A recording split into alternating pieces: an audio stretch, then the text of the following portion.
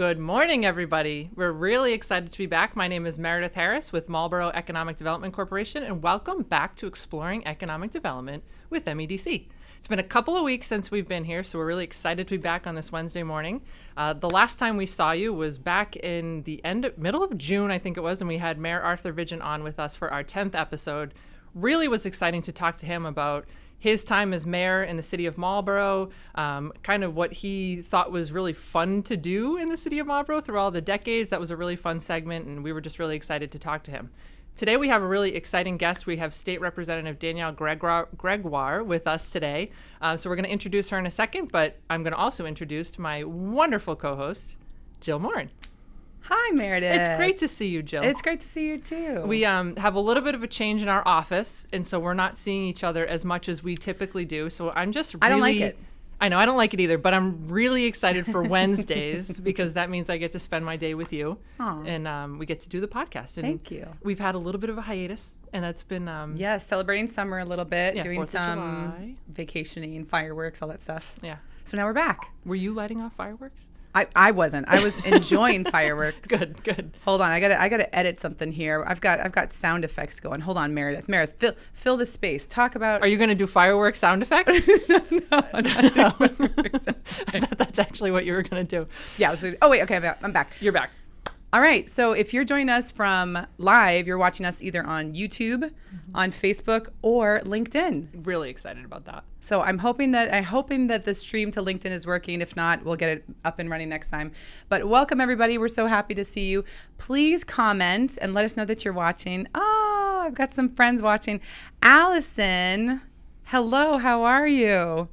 Oh, okay, so great to see you. Spencer, of course, is here, and Spencer Geary. If you haven't met Spencer Geary, I know Spencer. we're gonna talk about him. At some point. If you're watching this on the replay, make sure you comment to let us know that that you're watching. If you have any questions or any concerns or anything like that, any ideas for future guests, we're always open to that. Absolutely. And if you're watching this on WMCT, hi, how are you? We're so glad that they're able to share this live stream over there as well. So as you can see, there's a phone number down here and an email address. Feel free to reach out to us if you want to join the conversation. Absolutely. Yeah. So without further ado, we're going to introduce State Representative Danielle Gregoire. Yay, Danielle. Good morning, Danielle. Thanks Good for joining morning. us. Yeah. Thanks for having me. First podcast. I'm very excited about it. Ooh, she's a newbie. She's a newbie. Yeah. You've been on the news, right? You've done public speaking, right? Yes, I've done some public speaking, but here and there. No podcasts. No. You're going to be addicted. It's so much fun. All right. It is. It's so much fun. I'm here for it. So tell us a little bit about yourself. We are going to embarrass you a little bit. We have your yearbook photo queued up and ready to go. But you're a lifelong Marlborough resident. Sure am. And you've been in the state legislature for quite some time now. Yeah. We had a new staffer in the building come by yesterday to make the rounds, and he said, "How long have you been in the building?" And I said, "Almost 20 years," which is really? Yeah, wow. It's crazy. Wow. I started as a staffer in 2003, so I mean. Yeah, and you were so when you were at the State House, I want to talk about the State House a little bit. State House has a special place in my heart. Of course. I love the State House.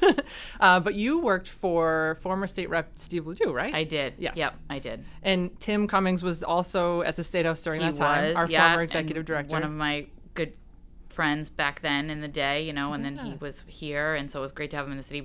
He lived in Design Pack. At the same time, I lived at Design Pack. Okay, so for anybody who doesn't know, that's right down the street. They were lofts that were built not that long ago, right? No, so I was the first tenant in my unit, and I moved in right after I got elected in 2008. So I moved in November of 2008. Wow. And so it was a great place to live. I loved it so much. My dad's kind of wish I office could go used to back. Be there. My dad had an office building in there. Yeah, we hear that a lot. People that worked at when it was a place that made boxes. For a while there was a brewery in the basement. Right. It's a lot of history in that building. That's cool. And that's so economic development. I mean, that is the type of thing that is economic development, right? An older building that's been rehabbed, redeveloped, that's really cool. Yeah. But you've always been so supportive of everything that we're doing. And, you were at the State House during the time when the legislation was passed to kind of get us up and running. And so thank you for that, first of all. And tell us a little bit about, I guess, yourself. We're kind of jumping all over the place, but about you and kind of your history when, you were Marlborough High School graduate, correct? Correct. Yes. So was my mother and my grandfather. No kidding. Believe it or not. And the mayor and I don't often talk about this, but he is actually my second cousin. Really? My grandfather and his grandmother were brother and sister. Yep. Right? Wow. That's not towny. I don't know what is. If it's not towny, I don't know what is. That's right. So, yeah. So, just a really proud history. And I am grateful for everything that this city has given me. Yeah. And I just want to be able to give it back to everybody that's coming up today and, to our seniors that are still here. And we want them to be able to age in place. And I'm just really proud of this city. It's awesome. And of everything. And, I've got a lot of colleagues that come to me and say, how are you doing it out there? Whether it's the sports center or whatever we have going on. My colleagues always want to know how to emulate what we're doing here. So. Well, and it's cool. So I remember when I started at the State House, I was right out of college, and I remember you being at the State House, and but it's so fun now though to be able to work with each other in a different way. Yeah. So back then I was working for State Rep Jay Barrows out of Mansfield, Foxborough, Norton. I grew up there. He was a good friend of my family, and I loved working at the State House. It was just so fun. We used to say, meet you under the Golden Dome, and just okay. All right, you got to let me chime in. So the Golden Dome, you love the State House. How much do you love the State House? I really love All the right, State House. I have She's a gonna I have a tease me couple too, of I feel pictures like. that I've got to just throw in here. Tell me about this picture, Merida. Aw. So that is my How sweet is husband. that? Yes, that is one of my engagement photos because we met working at the State House. So when I say it has a special place in my heart, I really truly mean it. So I worked at the State House from 2009. No, I want to say 2009 till about 2000. I love how you're looking at me like you want me to answer. I know, you. like you I would don't- know, right? Yeah, no. But so I interned for a long time there, and then was working as a state legislative, working as an aide for one of the state reps. Remember working with you on different things, and then ended up here in Marlborough, and now we're working together in a different way. What are we laughing? Oh, hey, there's Mike right there. Oh, hey. Oh, hey, that's you. Nice buddy. to see you, Mike. Thanks for tuning in this morning. Who's watching the baby? Yeah, right. Good question. And so I have a unique understanding, I guess, of what you do up there. And it's fun because I don't think a lot of people, we always laugh and we joke about how it's like once you're in there, it's this world. Yeah. It's this different world, and it's really interesting. I really wanted to get back to kind of that local municipal being kind of more at that really, really local level. But it's important to build relationships so that we can all work together to get things done. 100%. And you completely understand that. And I have the utmost respect for what you're doing up there. Thank you. I really appreciate that. Absolutely. So can we tease Danielle a little bit too? Oh, and God. put well, up not her yet note? because we have another comment saying Nana and Abby are watching. Oh, too. that's all who's right. watching, Abby. That's good. And I do have to show this one other picture of the State House. That is my wedding Oh. cake. Not really? Get out of town. That's amazing. Yes. Yeah, so to say I have a respect and love for the State House is She's a big fan. 100% true. She's a Yes, big fan. big fan. Yeah, I really just feel like everybody, no matter how much time they spend there, whether it's, a year or 20, You're doing time, right? You're really lucky to experience it. Yeah. I mean, it's the oldest continually operating state house in the country. Wow. We're the longest running democracy in the world. Amazing. Our Constitution is the basis for the United States Constitution. It's just like history every day. And it's just, I'm a total dork for it. And Me too. As if you couldn't tell, Right. right?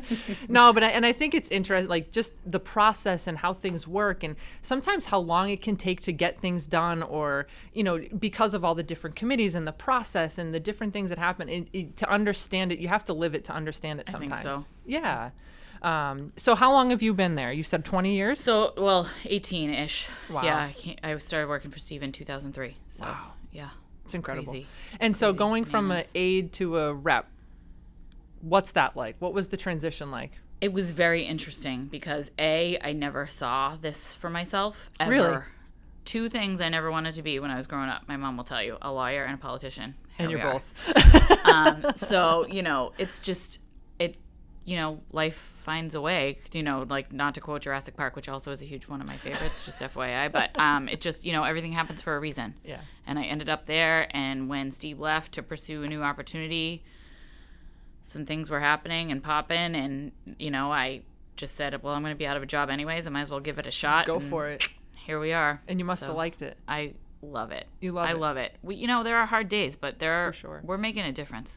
And so every single day in somebody's life, we're making a difference. Well, so one of the biggest things that I think you're known for in the community too is kind of your work with the seniors and Alzheimer's care. I mean, you've done incredible things with elder issues and loss. So can you tell us a little bit about that? Sure. So not last term, but the term before that. So 21, 22, 19, like the 17 term. Yeah. 2017, the speaker appointed me as chair of elder affairs. Amazing. And that's a big deal. It was a big deal. Yeah. It was a big deal. And so we worked with the Alzheimer's Association and a lot of the community, and we passed a groundbreaking piece of legislation that was a model for the rest of the country. The Alzheimer's Association has had me now around the country talking to other states about how to do what we did. It was a no-cost bill. We had the hospitals at the table. We had the doctors at the table. We had the nurses at the table. Yeah. It's just really, the goal was to change the face of the way the healthcare community handles folks that have dementia or Alzheimer's and their caregivers. Right. Because the caregiver role, it affects hundreds of thousands of people in Massachusetts alone. Right. So it was a big deal. Yeah, that's awesome. That's Thank awesome. you. Yeah. So one of the other things we stole from your Facebook page recently, kind of the budget. So you guys just recently passed the budget up. That's correct. Under the Golden Dome. So that happy magical place. It's real gold, by the way. It's real gold. It is. So my not to go back again, but my office that I used to work in was literally like right below the Golden Dome. So we used to be able to, don't tell anybody this. Oh no, my chief went up there once. Well, we used to be able to climb out the window and kind of hang out on this balcony, and the Golden Dome was like right there. So it's really cool. Don't tell anybody. Lots of selfies, or was that before selfies? Yeah, I don't think we did selfies back then. I mean, it was speaking like this was like 1,000 years ago, but I still try not to do them now. So I don't know. That's fair. So brag a little bit. You through the budget, you were able to bring a lot of money back to Marlborough, which is amazing. So I have incredible municipal partners. I'm very lucky. Marlborough, Northborough, Westborough are communities that really all have their act together. That's awesome. Whether it's the mayor and the city council here or the town administrator, managers, and boards of selectmen in the other two communities. And, every year we go to them and we say, hey, this is what we're doing and what can we do to help? And despite this whole COVID pandemic tragedy, we have come out leaps and bounds financially above where we expected to be. It's incredible. So we're able to continue to reinvest. We've made no cuts. Right. We've made no major changes to programming, schools, everything. It's been held harmless during this. Right. Between some of the federal money we've gotten and our management of the rainy day fund, which we actually just put another chunk into with this budget. Right. So it's just really been, I'm really grateful for my municipal partners, and we're always sending money back. Can you, so you guys put money back into the rainy day fund? We sure did. I think in the tune of $1 billion. So that, okay, that I'm just circling back on that. I need more information. Well, I think that's something that people need. I'm kind of going off the cuff here on that, but it was a lot of money. It was a lot of money. I think that's something people need to understand because, okay, we're going through one of the toughest economic time. I mean, one of the toughest times in history. I think we're seeing that it's going to get worse in the future. Yeah. So we're trying to prepare preparing for it. Yeah. Right. So that's huge. That's really I think great. so. Yeah. Yeah. So, back to sort of the city and towns. The speaker, we are anticipating, in addition to the American Rescue Plan money that we've already gotten, $5.3 billion from the federal government. Wow. We are anticipating that the Congress, actually the Senate was supposed to vote today. So either by the end of this month or the middle of August, the Congress is going to pass the American Jobs Plan. Okay. And in anticipation of receiving several more $1 billion from that for infrastructure and investment and job creation, the speaker has asked me to meet with every single one of my colleagues and try to outline how we want to spend that money. Wow. To avoid, the congressional delegation coming in and saying, hey, we're going to take all this money. I joke about Richie Neal in Western Mass just annexing Western Mass and calling it Neal Land, the 51st state. Or, we're having some squabbles with the governor currently over the ARPA money. So the speaker really wanted to get out in front of that where the reps are the closest to the ground. Right. So I'm literally meeting with every single one of my colleagues, and I've had about half of them so far, maybe somewhere in the 50, 60 range. So you're talking about all the other state reps? Yeah, 159 other people And I am hearing some scary stories about what's going on in towns and cities around this Commonwealth, and it makes me so grateful again for what for what we have here as far as management and the opportunities to work together hand in glove with the city and the towns. Well, we say all the time, the teamwork makes the dream work, right? Like, for real. No, but it's really true. Yeah, and absolutely. Again, going back to that idea of building relationships with people, we had Kelly Arvidsson on a couple weeks ago talking just about knowing who to call, or who, like, if the person on the other end of the phone, you have a relationship and you can talk to them. And I'm so grateful for that with you. I mean, there's been many times where we call and, hey, Danielle, we need a letter of support for this, or we need help with this. You've always been able to come through, and vice versa. There have been times I've needed some info from you about what's going on here on the ground, and you've always, it's just that's really what makes it work. It makes a huge difference, right? Because not everybody has that, right? So, we talked a little bit about COVID. I mean, the world's just, we're never going to, as much as we want to put it behind us, it's still like right in front of us, right? But we are moving forward. I think things are starting to get better. Things are opening back up. As long as you haven't been to Provincetown in the last 2 weeks. Yeah, I have not. So, crazy, right? Crazy. But the State House looks different because of COVID, right? I mean, you guys still, nobody's even allowed to come in, right? No. How's that affecting your job? How do you feel about that? Like crazy. I was actually leaving yesterday in between, so I have those meetings, like, and I'm having 8 a day, and my chief will be like, if you need to go get food, you need to go right now, because we have another meeting in 20 minutes. So I was going out yesterday to go get some food, and there was a constituent of somebody's at the door. This poor woman looked like she was going to cry, and the security guards were telling her she couldn't come in the building. So I stopped and said, who are you looking for? And she told me, and I happened to have the person's phone number, so I called, and then the senator didn't answer, and I said, well, what is it that you need? And it turned out she needed assistance renewing her passport. Oh, wow. Which That's a big is a deal federal right now. issue anyways. It's a huge deal. Apparently you cannot get a passport right now. And I said, so I looked up her congressperson's phone number. I gave her the phone number. I told her to call and the whole thing. But I mean, it's not unusual for especially folks closer to Boston to have just people just walk in the building and need help. Right.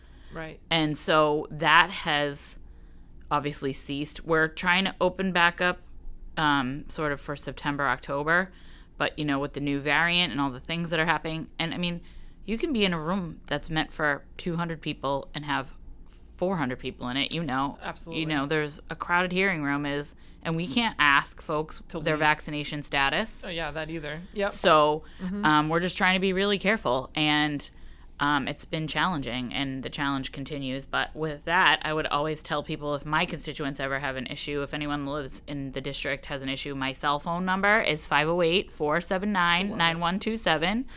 We'll put my that up there. office number. Okay, wait. All right, Okay, I can repeat it. I was going to give my office number too. Okay. My office number is 617-722-2140. Wait, 617? 722-2140. And leave a message, because we don't have somebody, because the staff isn't there full time either. Right. So, but Yeah, I've always tried to be accessible to folks. Yeah. And so just the fact that the building is closed doesn't necessarily mean, that you're not it available. doesn't mean, no. I joke now, we live in a casino, because there are no hours anymore. Yeah. There are no days. Well, if you email me at 11 o'clock at night, I'm going to email you back. to you. You might be watching what was it? The soccer game? The soccer. That was at 4 o'clock this morning, so that was, that wasn't. But you will get back there, even though you're watching. Yeah, the Saturday game's at 7:30, so it's a little more forgiving.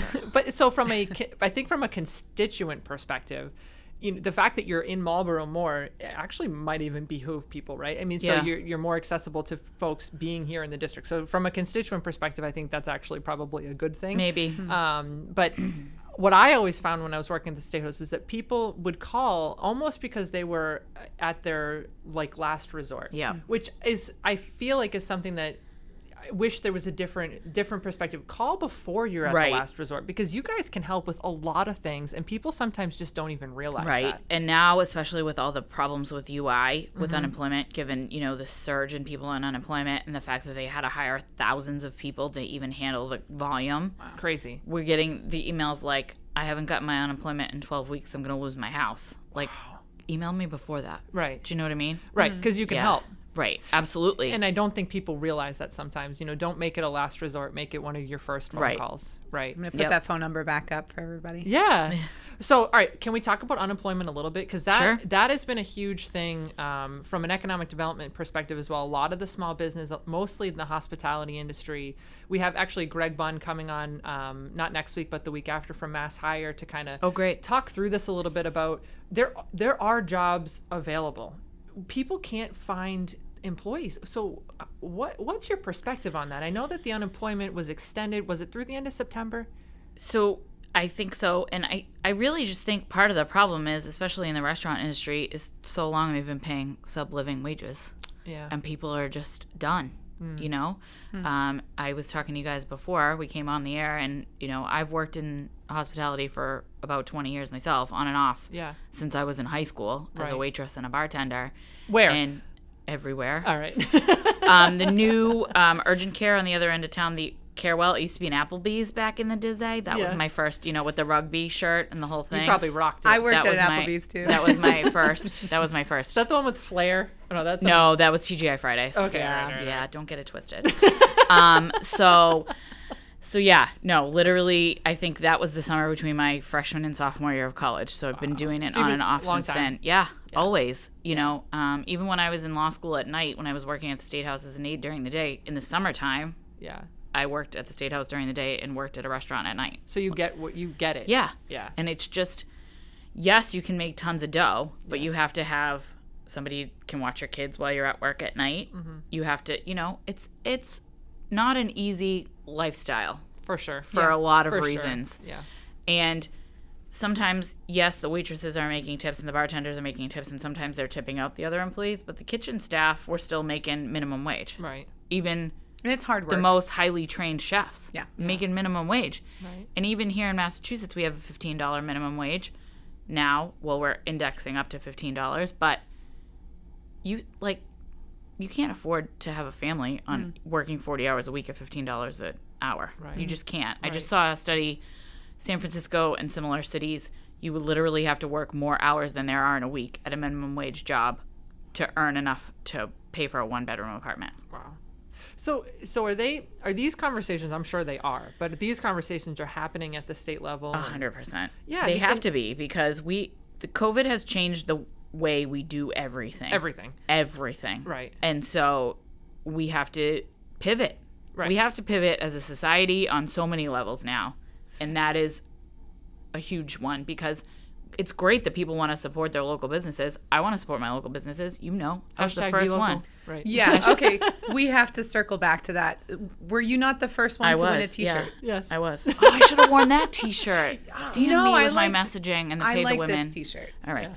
So we can talk about that too. But on the average, women in America make 82 cents on the dollar to the men. So this is a female office. We love women. So that's and especially with the Olympics and women's sports. In women's sports, it's even more disparate, which is crazy.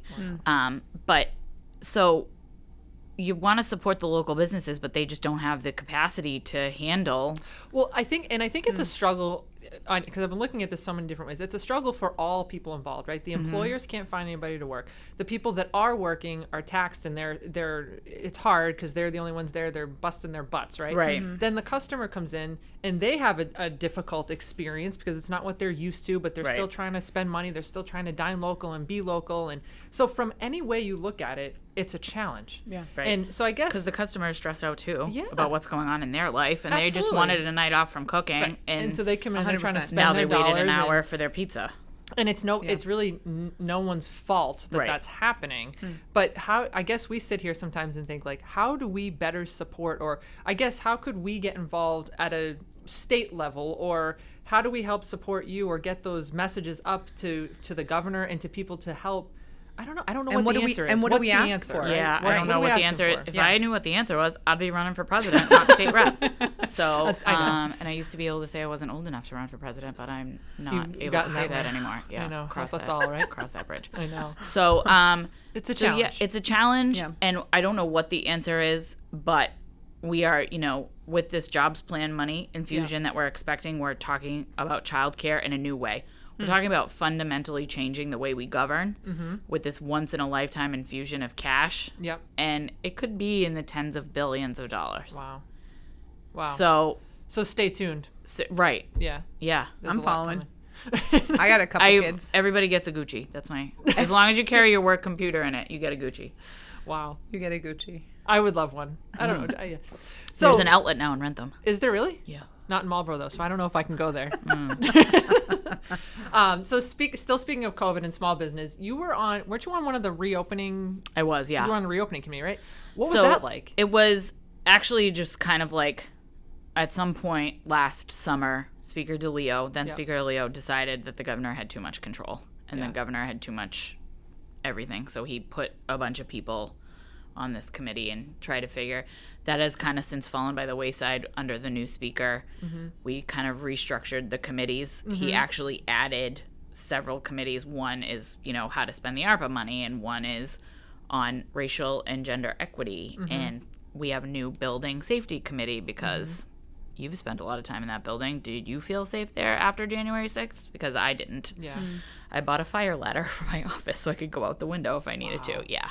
So there are several actual new joint committees that are sort of specifically focused on reopening and moving forward, and the next pandemic and public health and all. Listen, I know. So that ad hoc committee from last year has kind of dissipated. So new speaker, it's right. It's Speaker Mariano, right? From Quincy. Yep. And so is it completely different? I mean, with a new person in charge, right? I mean, that means changes, and it means it's been unbelievable. Yeah. The speaker has been around for a really long time. He was there. DeLeo was there when I was there. Yeah. So Speaker DeLeo was the speaker, I think, for he got elected speaker when I first went in 2009.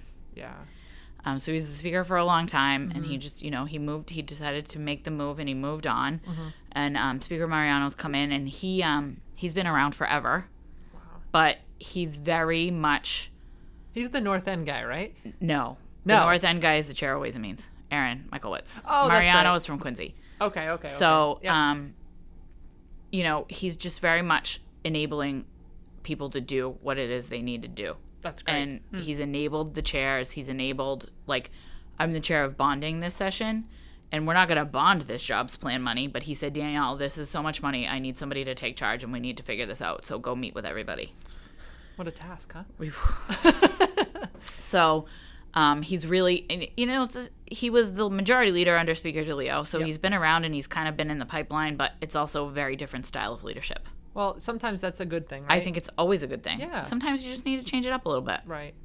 We have a comment. We have 2 comments that I want to make sure we integrate into the show. The first one is from Spencer Geary. Hi, Spencer. I'd vote Danielle for president. Oh, all right. Well, don't tell my mother. But he's got another question in here. It says, Danielle, can you tell us if the Filmmakers Tax Incentive thing in Massachusetts is going to continue? It is. So the film tax credit is something that has been huge for Massachusetts businesses. Big time. So fun fact about DG, I was an extra on TED. Really? No way. Yep, sure was.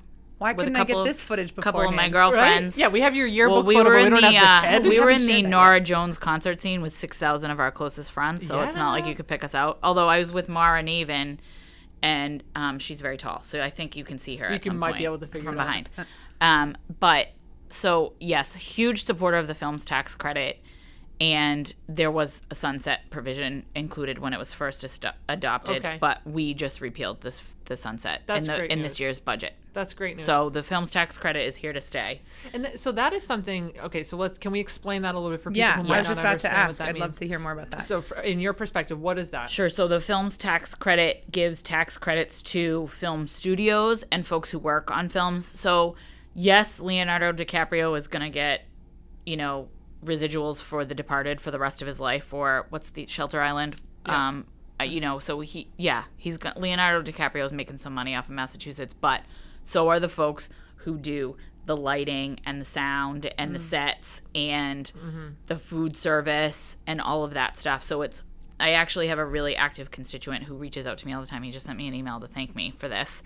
And his name is Wayne, and he is in a union, and he is working on sets of films and TV programs that have been being recorded here in Massachusetts. And there was the threat that the entire industry would up and leave if we didn't extend the tax credit. From an economic development perspective, that's huge, right? So we talk all the time about big fish feed the small fish and all these different things. That's just another way of that happening. Absolutely. So if the film industry's coming in and they're here. What was the movie that they filmed over Southborough? Grown Ups. I was on that one too. Were you? Yeah. Well, so they happened to be filming over Memorial Day weekend, so I had to bring my Memorial Day citation and happened to hang out on the set for a little bit. That's awesome.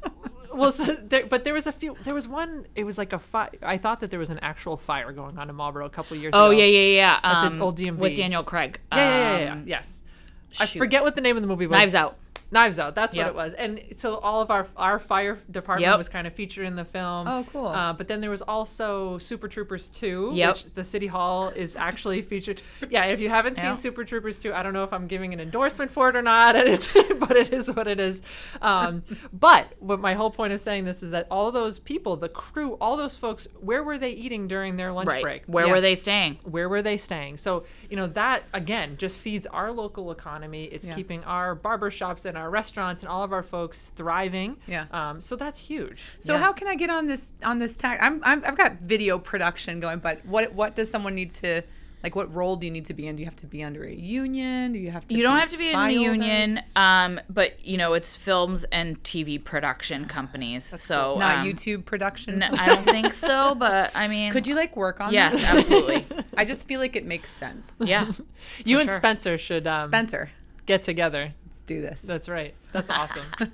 What a great question. As if you get anybody famous, you call me, because Leonardo DiCaprio was just in Westboro 6 weeks ago and nobody called me, and I was really mad about it. I actually called the police chief because I saw it on the news, and I was like, "Hey, chief, you guys have a movie Heads set up going would have on?" been nice, right? Right? Didn't they just film Dexter and Grafton too? I think so. Another state rep, Dave Meridian, he's a dear friend of mine. Yep. We were again aides in the bullpen together up at the State House, but I saw him posting about Dexter, and and Ryan Reynolds is in Worcester right now doing a movie. Yeah, super cool. We're becoming a little Hollywood out here in the Commonwealth. It is. That's actually, they call us Hollywood East. Seriously, no, they do. Who are you talking to? Spencer. He said I would team up with you, Jill. I love it. Dream team. All right. We're running out of time. We are, but wait, we have to show a couple of things. So listen, do we used to, I'm in the middle in this scene. I'm pulling you back. Pull us back. Sorry. Pull us back. We need to focus. All right. So first of all, we never showed the yearbook pictures, so that's happening right now. Oh, Jesus, Lord have mercy. I want to know how many layers you're wearing. That is just how many? Just two. Just the sweater and the turtleneck. It's love just a very chunky sweater. I love it. It's a chunky also, sweater. I'm curious, do you know what, can you see that? You've got, I feel like it was your year that they started to do, this is how many characters you have, so you have to get really, so everything's abbreviated. Really creative. I can see some of it. Smudge badge? All right, next. Okay. Don't put her on the spot here. Okay, we also have this. This one's so cute. Come on. So let's see if this still applies. Remember Determined, when I was cute? Thanks, Mom. accomplished, natural, involved, enthusiastic, likable, level-headed, and expressive. Yeah. I think all of those things are still very true. That's Big Bob and Joni. That's like my shout little out family thing. That's awesome. That's awesome. And we also, to keep us, I've got your attention now, we're focused. Okay. So we need to talk a little bit more about this because for all of our Marlborough residents, this will really have an impact. And we have some pictures here that can kind of go along with these different so we're talking about items. Beautification for City Hall, right?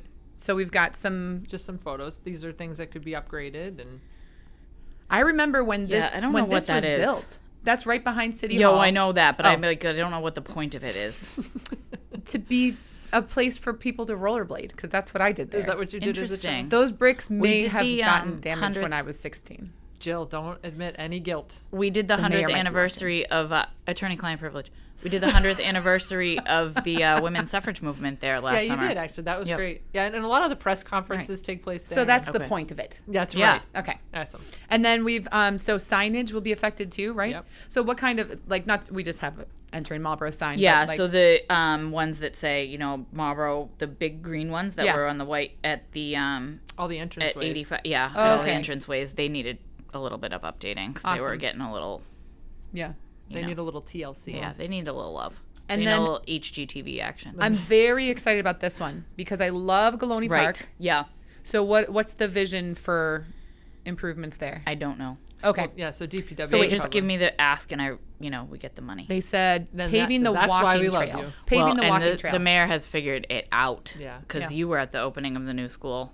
Oh, yeah. When he, was talking during his remarks about the new school and how we did, we got a lot of money with the SBA. Yeah. And then while he was talking about the new school, before we had even cut the ribbon, he was asking me for a new fire station. Like, all right, can we do it one thing at a time? I mean, when we had him on a couple weeks ago, we talked about longest serving mayor. To do the job and to do it as well as he has done, you absolutely. gotta, he does have it figured out. And he and I were political opponents. Oh yeah, that's right. But we have really been able to demonstrated what it's like to be able to figure out how to work with somebody. Yeah.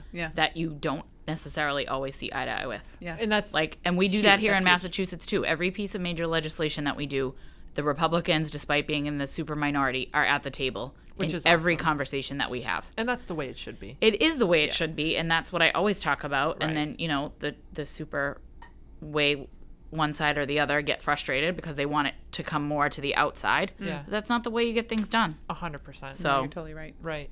The last item I wanted on to talk about you were going to talk about the police cams too, yes. right? Oh, yeah. Right, so there's going to be... That's great. Investing in police cams. Yeah, so Chief Laurie from Westborough reached out to us, as well as the chief in Northborough, about that. They had already applied for certain grants, so they just needed to plug the holes. Yeah.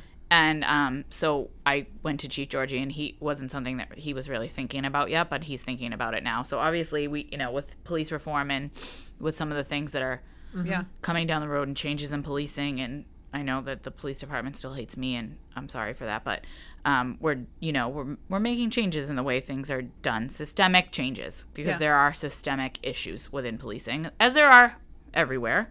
Sure. So one of the things is these body cams, and it's not the actual camera that costs money, it's the storage of the data and the storage of the actual unit. And so that's where the investment's going to come from. Yeah, but that's great. Yeah. No, that's wonderful. It's safety for the members of the department, and it's safety for the public. Right. It's literally the definition of public safety. That's awesome. Yeah. And I want, before we turn to kind of the fun ending of the episode, the shuttle bus. I wanted to let you even just speak about that a little bit. So you've been huge in helping us secure funding for the shuttle bus to continue running, and it has been on hold because of the pandemic, but we're really excited. I guess this can be our first time to mention that we are going to relaunch it in September. That's awesome. Yeah, so we're psyched about that. We have a good amount of funds that available that we've been able to kind of put to the side during COVID to get that up and running. And as businesses are coming back, from work from home, and they're going to be more in person, we're hoping that can be helpful to folks. So I hope so too. And first, we need to make sure that we're advertising that as much as possible, because we want to drive ridership, because the traffic is already bad again, which is insane, because MassDOT was telling us it was going to be 10 years before traffic was back to pre-pandemic levels, but it feels like it already is. It's back. At least we're not on 93 though. Did you see that there was oh my God, what was that? What was it looked that? like a missile or something. There was a truck that hit a bridge on 93. So it had a wide, heavy, big, tall load, and it hit a bridge on 93, and now the entirety of 93 is going to be down for like months. I think I saw somewhere that said years, but All right, so a plug for Marlborough, because that's what I love to do. But I have lived both in the South Shore, the North Shore, and now in Metro West in Marlborough. Our commute is by far the best, most accessible, able to get in and out of Boston. And there are multiple ways to do it. 100%. Absolutely. And if you're a townie, all the different ways. All the ways. Like if I leave here at 4:30, I'm gonna hit traffic trying to hop on 495 this way. Right. so I'm going to go up that way. Or if I know that traffic in Hudson's going to be bad, I'm going to go back roads and go down by the mall. There's like a million different ways. Yeah. Sometimes it's the best to go down 20 to get to town, like all the way down 20. Again, traffic is a good problem to have to solve. That's because right. that means that things people are working. Yeah. And, All right, so we're going to have a little fun with you before you go. So, again, hashtag BeLocal, Dine Local. You're our biggest supporter of that campaign. Yeah. Thank you. As you can tell by all my COVID LBs that I've seen. Oh, stop that. We're all there. So we have a fun little game called and it's a playoff of one that we did with Michael Engelman, which was Where Do You Go? We're going to say, Where Did You Go? Where did you go? So we're going to give you scenarios of just moments in your life, and you tell us where did you go to either celebrate or to commemorate whatever it is that we're putting up. Let's do it. What's the first one? So let's do this. You're 16 and you just got your work permit. Where did you go? Victory Supermarket. At the Victory. We make food shopping fun. Opening team on that Victory. We trained at the one in Hudson. Yeah. What is Victory? I have no idea what you're talking about. Hannaford's. Oh, okay. That was my first job too. Yep. 16th birthday, literally. Your parents like, bye-bye, get a job. Yeah. All right. So was that like the go-to grocery store? I don't know. My girlfriend and I at the time were the Laverne and Shirley of Victory because we were very reliable. So we did everything. So we used to have to go on Saturday mornings at 4:00 in the morning and do the price changes for the sale when everything had a tag. Cat food and baby food were the worst weeks because you have to take off all the old tags and put on all the new ones. I love it. Who was it that was on the podcast that was saying that the dog is the new baby? Was it Bergeron? I think it was Arthur Bergeron. Right, He's like, the families now, if they got the dog, that's the new baby. Yeah, anyways, that's where my brain just went. All right, what's the next one? All right. You're 10 years old and on summer break. Where did you go? In the backyard in the pool. All right. That's pretty good. That's pretty good. Yeah, Joni had to wash my hair out every night with vinegar and lemon juice because my hair used to turn green from the chlorine. That's funny. Yep. So you didn't have to go anywhere because you had it good at home. Right in your backyard. I love it. All right. You just got your driver's license. Where did you go? What was Don't the say first Victory place? Supermarket. Yeah. I think Great Woods. For a concert? REM. No kidding, really? All right, so that's where I grew up. So you were coming down to my neck of the woods. REM and the Cranberries at Great Woods. And I actually, in the Wayback Machine, I was country when country wasn't cool, saw Garth Brooks at the Centrum in 1996. Did you really? Sure did. That's incredible. I'm actually a little jealous of that. I'm going in October. And I love, all right, so now we're not talking Marlborough, we're talking Mansfield, Norton, but I love that you called it Great Woods. Oh, yeah, no. Because everybody else, it's known as Xfinity, it was Comcast Center. I mean, so that's where I used to hang out when I was in high school, is in the parking lot of Great Woods. I had no idea what you guys were talking about, so I just sat here and smiled. Yep. Oh, yeah. Yeah, Victory. That's how I felt in Victory. All right, it's senior year, and you skipped first period. Yeah. Where did you go? Dunkin' Donuts.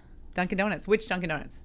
Probably the one across from Price Chopper. Okay. Because that new one on 85 wasn't there. Wasn't there yet. Or maybe this one downtown that's the Domino's now. It used to be a Dunk's. See, before my time, I'd always been Domino's for me. But yeah, it used to be a Dunk's. Oh, yeah, that was always I think I've heard Linda before say that she missed when Dunkin' Donuts was there, but now we have La Choux, and so we're happy. Yeah. Where did you used to go? Jake's. Yeah. Really? During the school day? That's aggressive. I appreciate that. If we skipped first period. Yeah. We'd go to Jake's, but we would run into faculty there sometimes. That does not surprise me. Yeah. Yep. All right. We've got a few more. Okay. I'm kind of on a roll, so. You really are. All right. You're home for your 10-year high school reunion. Oh, Lord. Where did you go? I went to the reunion. I lived here. Where was the reunion? The 10-year reunion. We had our last one at the new hotel out in front of Quest Diagnostics. Oh, yeah. Because I organized it. Yeah. But that was our 20. So the 10 might have been at the Best Western. Was it? Yeah. Yep. That's awesome. The bar in the Best Western. Which is ours such a fun bar. They have Sully's. popcorn machine. Popcorn machine. Yeah, at the Best Western. Yeah. You had yours at Sully's? I think we had That makes sense. Our 5-year or 10-year was at Sully's. How could you fit people? And then we went to West Ender for maybe 15 years or something. Wow. Yeah. I have my 25 next summer. Wow. All right. I've got. No. I think I've got. I'm done. I'm one and more. done. One more. All right. You were just elected into your first office and you wanted to celebrate in your hometown. Where would you go? I guess where would you go? Where did you go? I think when Lazy Dog was where Funky's is. That's where I had my first election night. What was it called? Lazy Dog? Yeah. Lazy Dog. That sounds It was owned by the same guy who owns the West Ender. Oh, really? Yeah. Okay. That's awesome. That's where we had our first. So election night's a big one too, right? Yeah. Where do you typically have your election night? I used to have it at Sorrento's. Mm-hmm. I did love Sorrento's. So good. It was so good. The last few times we've had it at Welly's. At Welly's. Yeah. Love Welly's. Kickoff is usually at Fish. Yep. I have athletic superstition. I like to do things the same way every single time. I don't like to, change it up. No. Yeah. So yeah, I think the year I lost was the last time we had it at Sorrento's, and it was like, okay, we can't do this anymore. Well, good thing it's not there anymore, right? Yeah. So yeah, Welly's. The last few times that we've been at Welly's. That's awesome. I think we're out of time. We are. I mean, the time flew by. I'm trying to look through. Did we skip anything? No, I think we got it all. And thank you again. Thank you for being our #1 fan of Be Local, Dine Local. So we'll plug Be Local, Dine Local. Make sure everybody gets out, get your stickers and T-shirts. Oh, wait, that's still going on? Well, so now we've actually expanded it. It's not just Dine Local. It's actually Be Local. Yep. Shout out to Councilor Dumas, who came to us, I guess, the beginning of the year and said, hey, it's not just the restaurants, all the small business too. And we said, you know what? You're 100% right. Yep. And so now it's a collaboration with the Marlborough Regional Chamber of Commerce, and we've got all kinds of different, like, I guess, auto. We're doing hair salons. Sign me up. Yeah. And it's listed. All of the details are on our website. Correct. Yeah. Perfect. Visit Marlborough too. Go to visit Marlborough. You can get your cards and stickers, and we'll give you a T-shirt as you walk out because you'll be our ambassador. All right. I'm not gonna say no to that. Danielle, thank you for joining us. Thank you for having me. So much fun. Yeah, no, it was really blast. Excited to have you, and we're excited to have Greg Bunn from MassHire at our next episode, which I don't have the date off the top of my head, but is the 3rd Wednesday, so not next week, but the week after. So really excited for that, and thank everybody for joining us today, and have a wonderful day.